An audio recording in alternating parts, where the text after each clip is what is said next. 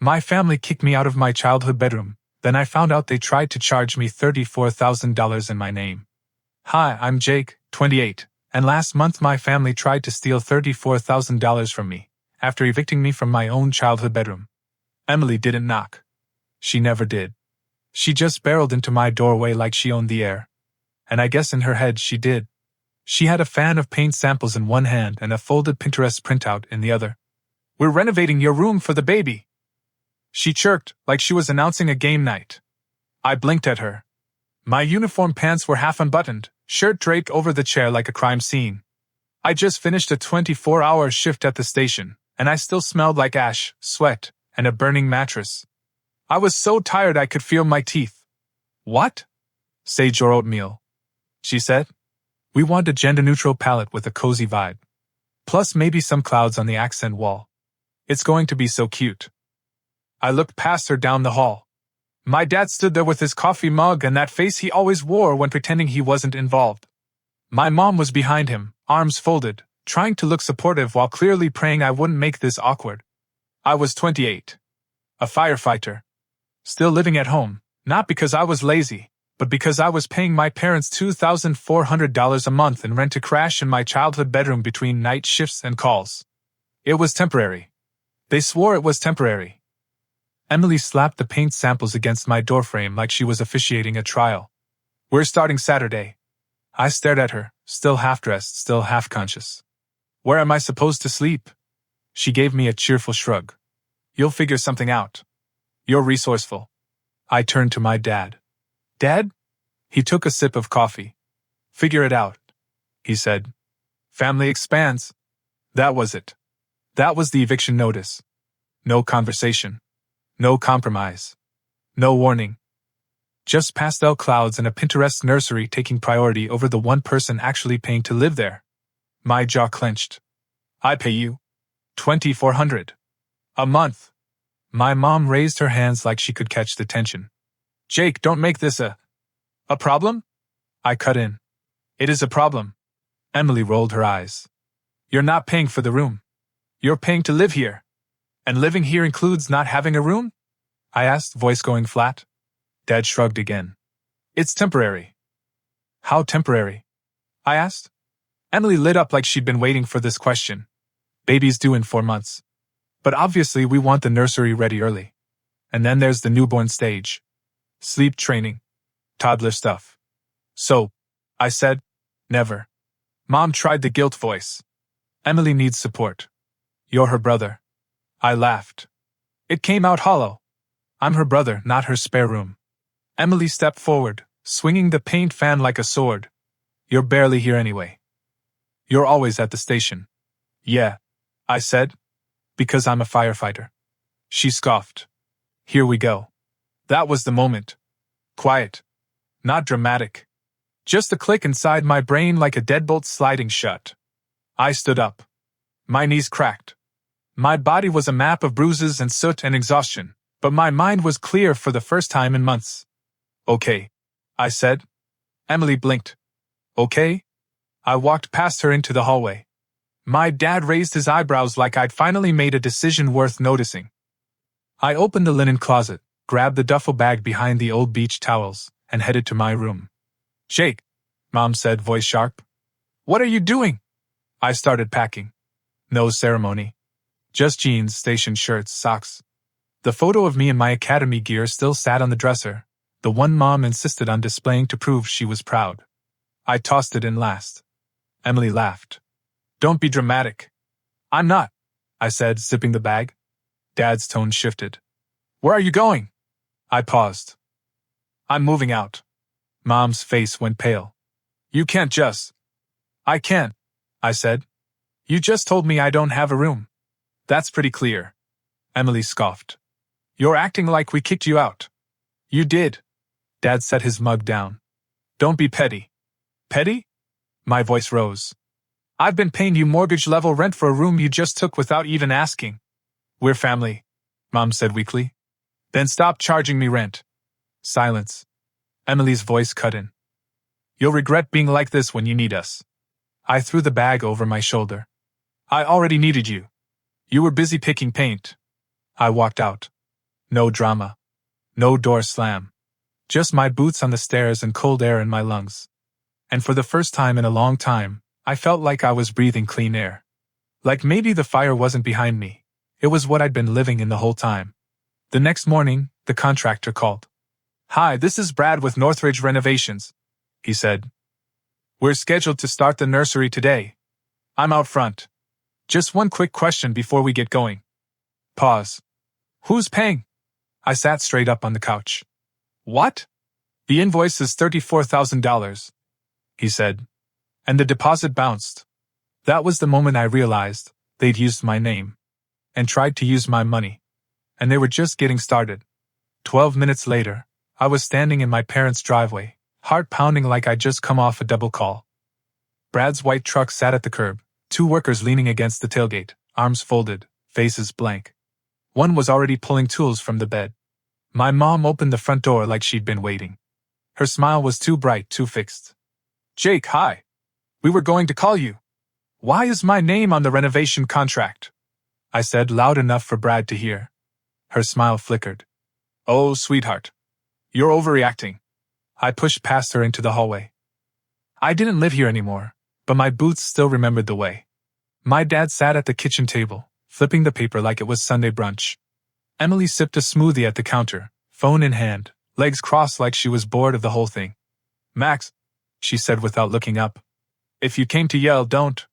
I'm stressed."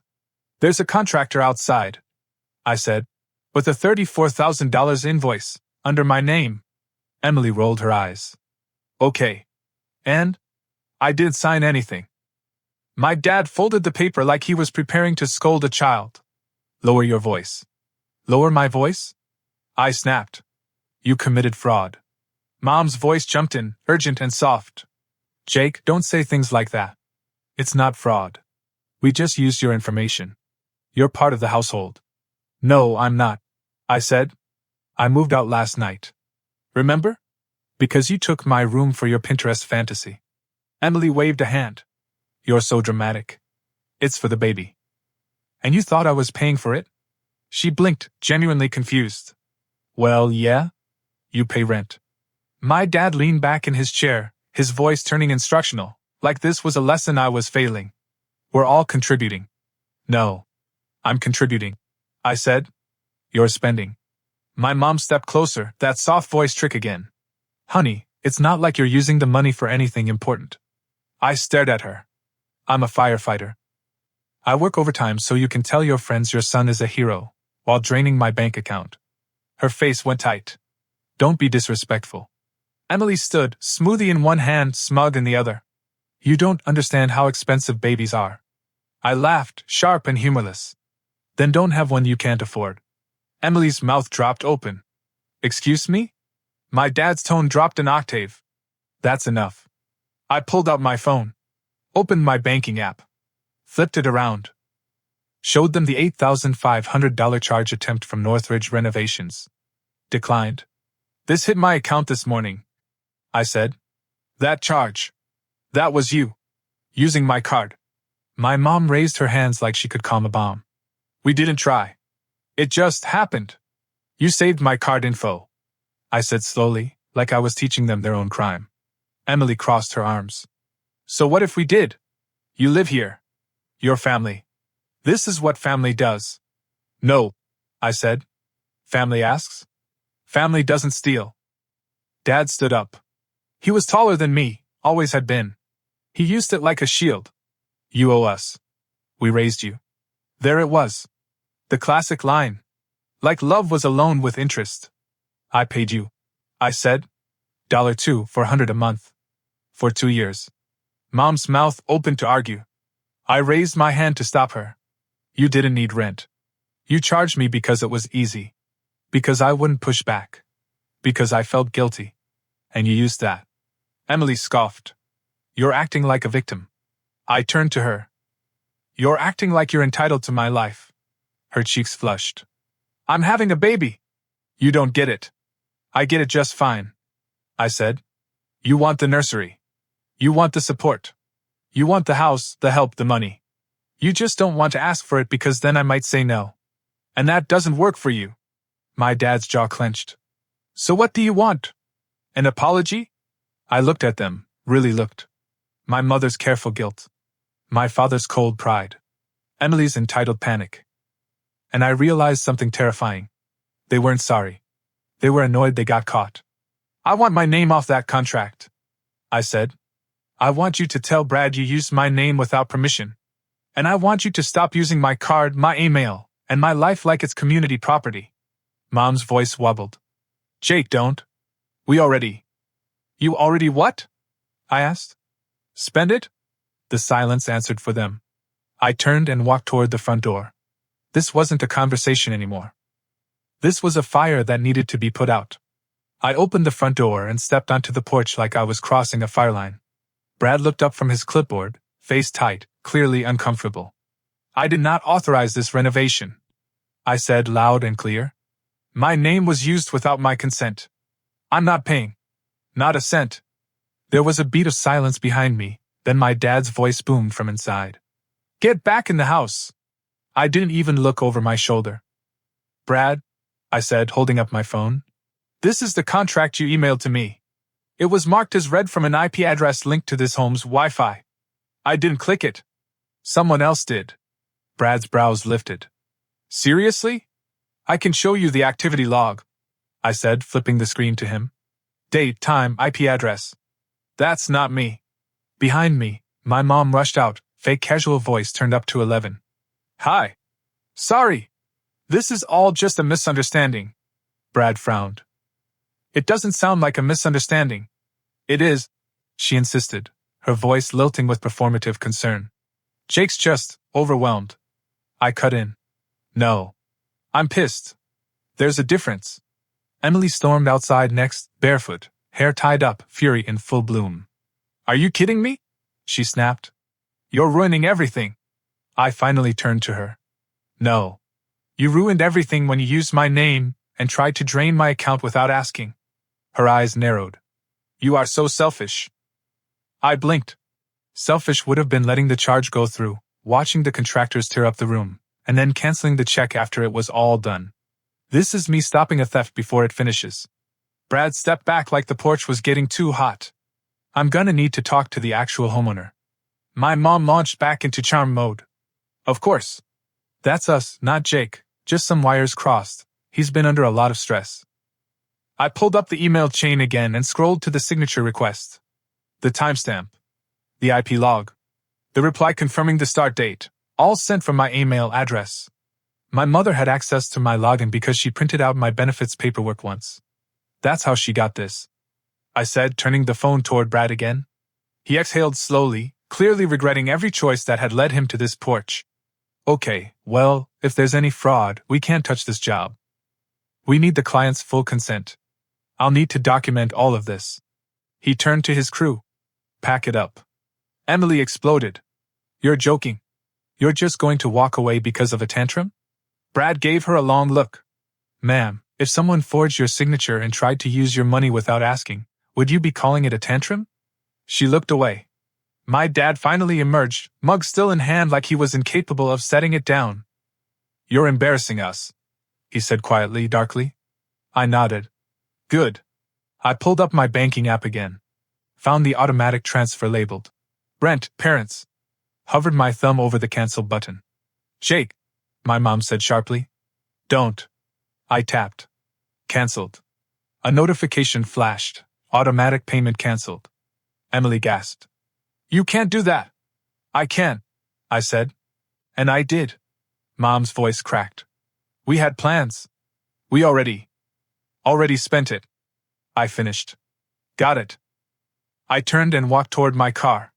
My mom followed. Jake, you're really going to abandon your sister? Your niece or nephew?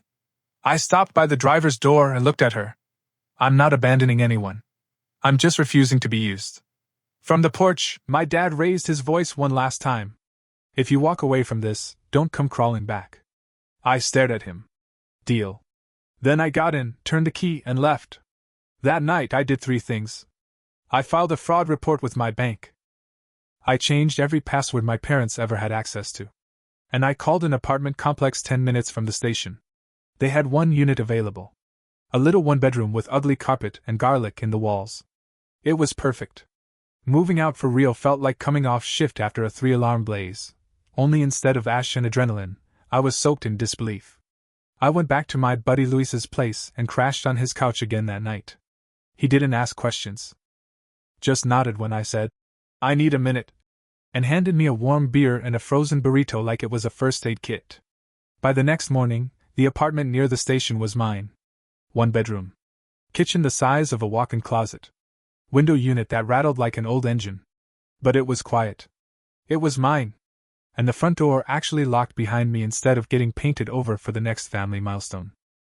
Luis showed up to help move what little I had, the duffel bag, my turnout gear, the mattress from storage, and a folding chair. He walked in, looked around at the scuffed floors and the crooked blinds, and said, "This place smells like garlic and peace." We set up the mattress in the corner. I didn't even have a bed frame yet, but I slept better that night than I had in months. Then the messages started. It was like my family had a group panic attack. My phone lit up with a storm of texts, voicemails, missed calls, each one climbing further up the guilt ladder.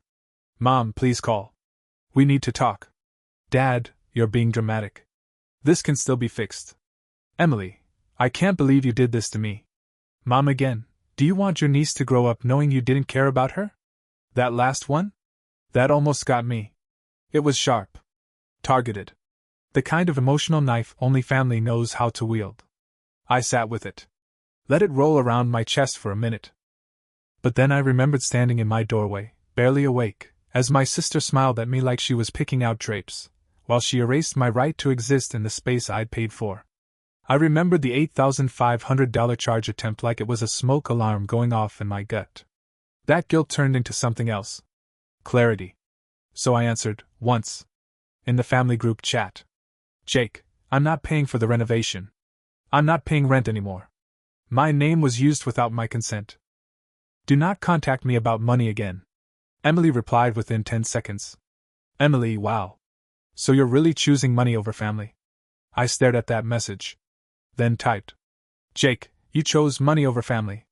You just assumed it was mine." My mom sent a crying emoji.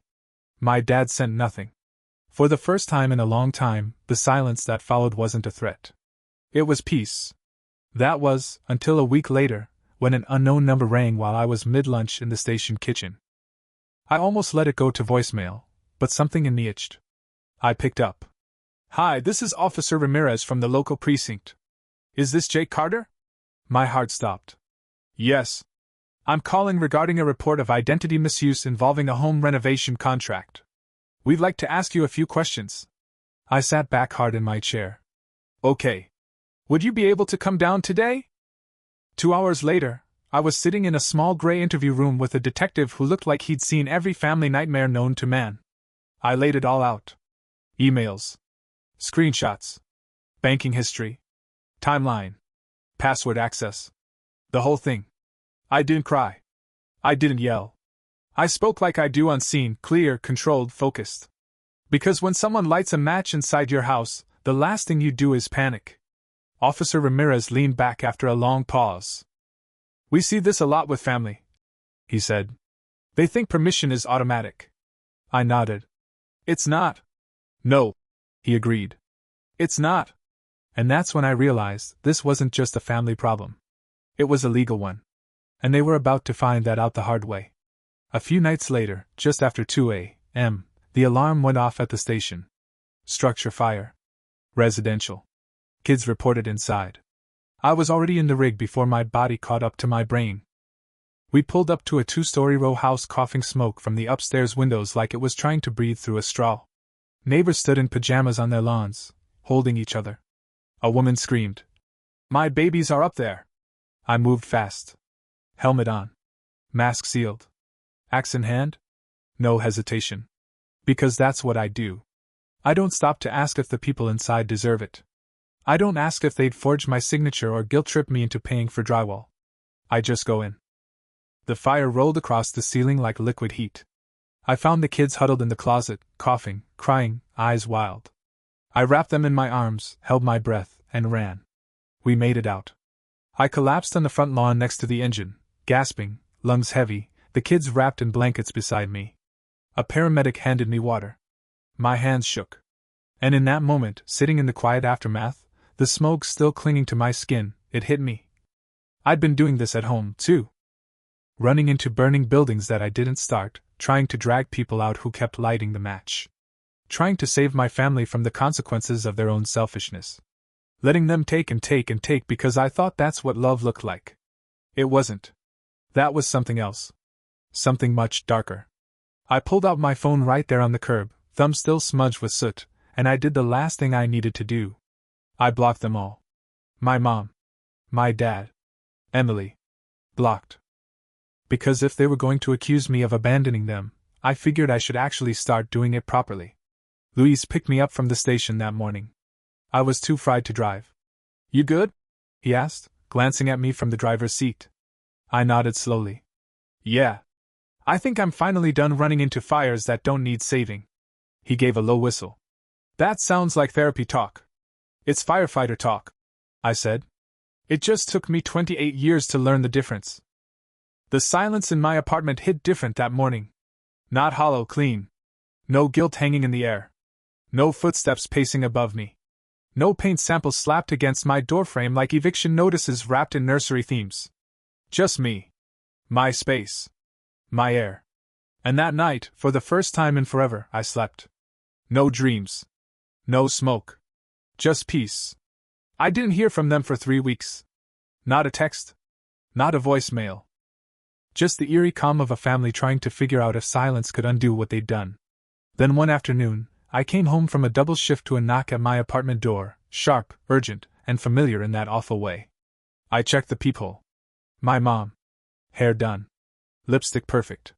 Eyes already glistening with what I now knew could be tears, or tactics. I opened the door.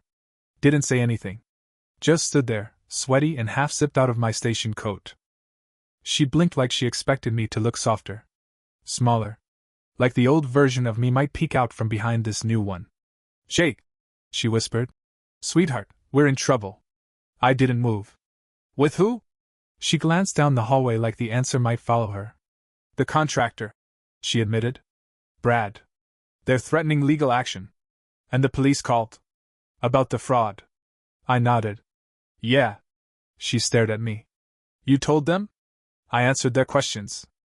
Her voice cracked just a little. We didn't mean it like that. We just thought you'd help. Like you always do.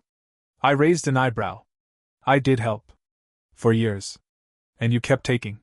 She stepped forward like she was about to touch my arm. I stepped back.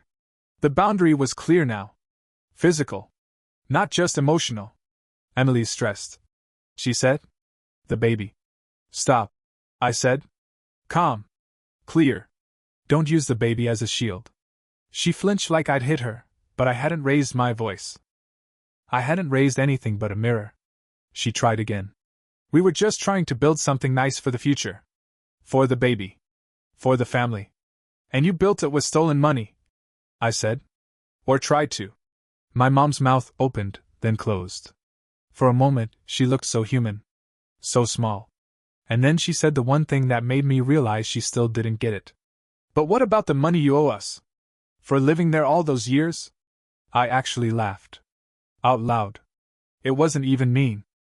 It was just disbelief, standing up and taking a bow. Goodbye, Mom, I said, and I shut the door. Locked it. Then stood there with my forehead resting against the wood, letting the weight of it pass through me like steam after a long fire. Inside, my apartment was still.